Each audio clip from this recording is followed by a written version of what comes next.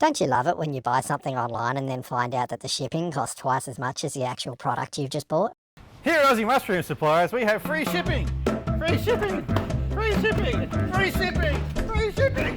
Free shipping!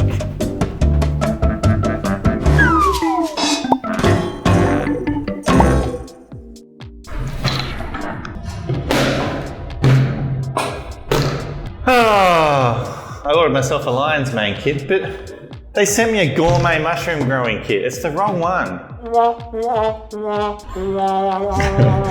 I'm sorry, but that's the look I get when someone's like, you didn't send me my lion's mane kit, you sent me a gourmet mushroom kit. People don't really say that. No, they really do.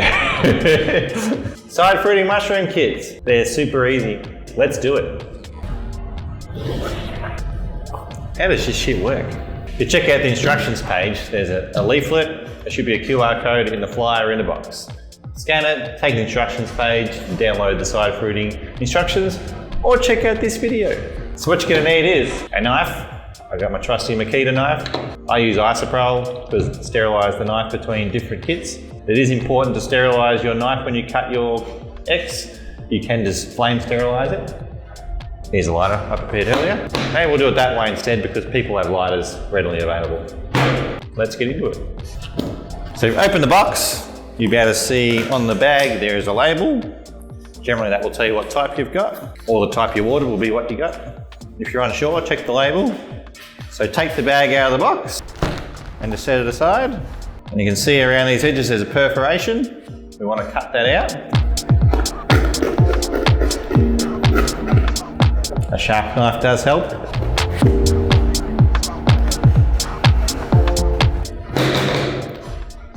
And it's a handy frisbee for the kids. Once you've done that, replace your bag back in the box. It doesn't matter what way it goes back in, that way, that way, that way. Just make sure your plastic's folded over the back side. And there's a nice bag exposed to the box. Now we'll get the other box ready. Cut the perforation out of the box. And then again, just like the other box, we got a frisbee.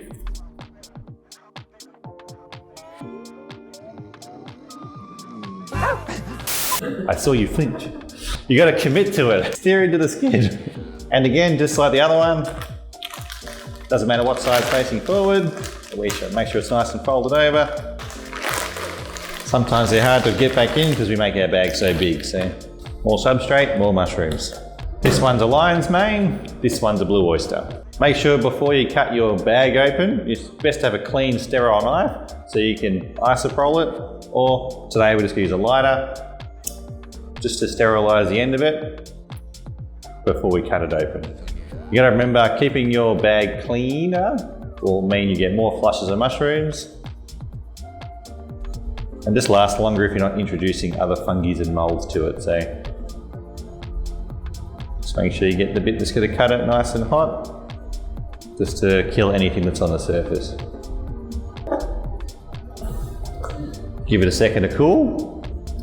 Once it's cool, do a nice X.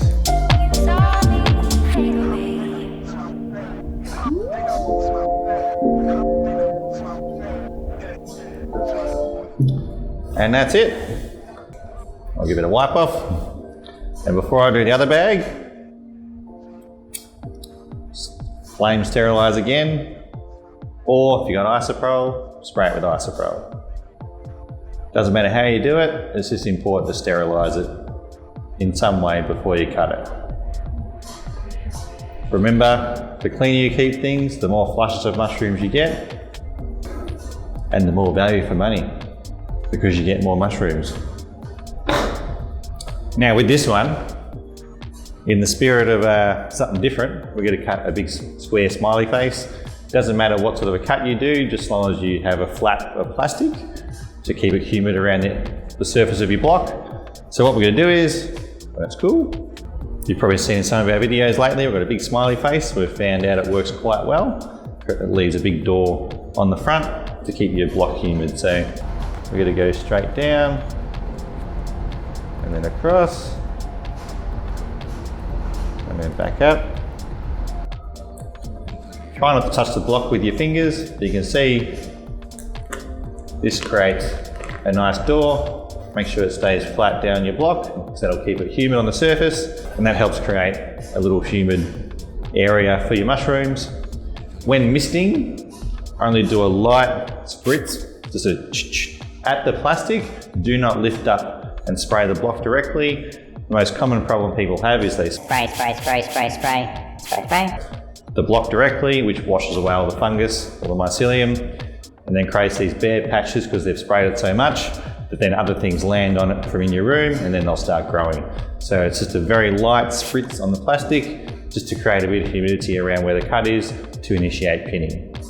Make sure when you're filling your misting bottle, use cool boiled water. Clean water will also help extend the life of your mushroom kit. The cleaner you keep things, the more mushrooms and flushes you'll get.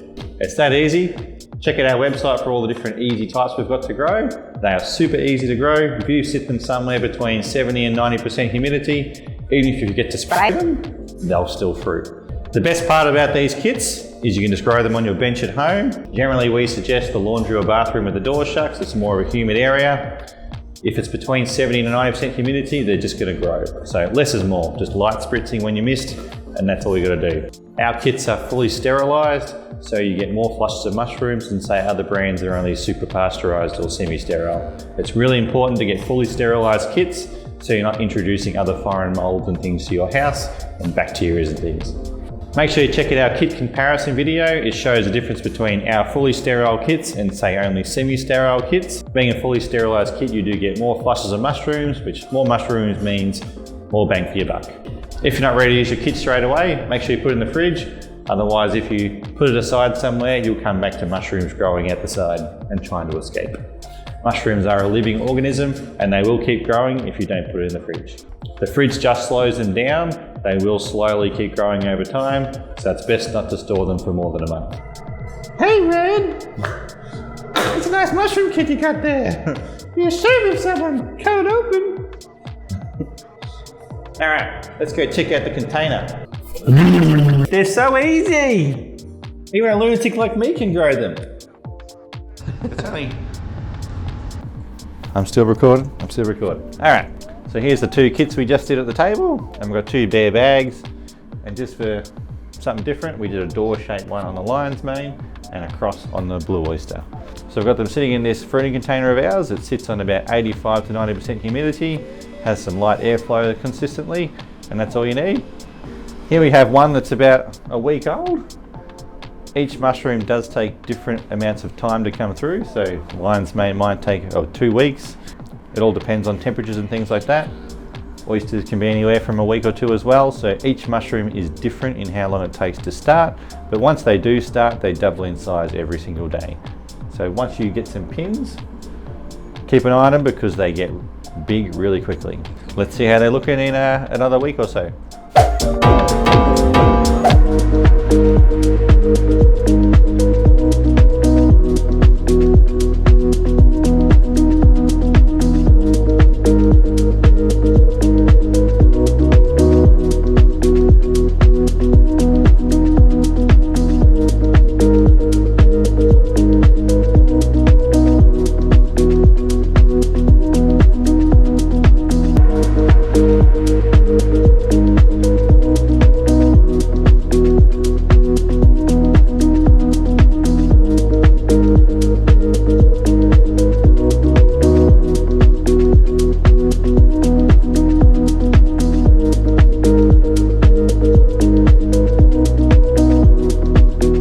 For fruiting your mushroom kits. Don't overspray them. You only need a light spritz, 2 to 3 times per day maximum. Don't give it a soaking because if you waterlog the block, it'll wash away the mycelium and then other things will try and grow on the sawdust. So just a light mist whenever you mist. Number 2, when misting, just mist around the plastic X. Don't spray the mushrooms themselves when they form because this can upset harder types like lion's mane. Less is more with misting. Make sure your mushrooms are within the temperature ranges that they like. Most mushrooms mushrooms will fruit between 15 to 24 degrees. Some more advanced mushrooms need it as low as 10 degrees, and some warmer types like pink oysters need it over 24 degrees. So double check the best fruiting temperature range for your mushrooms. Our easy mushroom types are pretty versatile. Even if you forget to mist them, they will generally still keep fruiting. If you're not ready to fruit your mushrooms, keep them in the fridge. This is good for most types of mushrooms, but summer types like pink oyster can't go in the fridge and you must start them right away. If you tuck your kit away in the corner and forget about it, you'll most likely come back to mushrooms growing out the side of your box. Mushrooms are a living organism and they will keep growing. Lighting.